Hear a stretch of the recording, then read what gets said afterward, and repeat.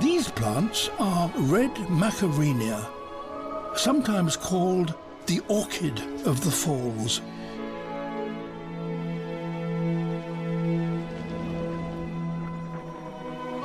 They cling to the riverbed not with their roots, but with their stems, glued to the rock surface by one of the most powerful adhesives in nature.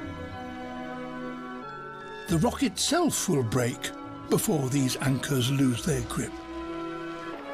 These feathery filaments are their modified leaves, and they do what roots normally do: gather the minerals and nutrients they need that are dissolved in the water.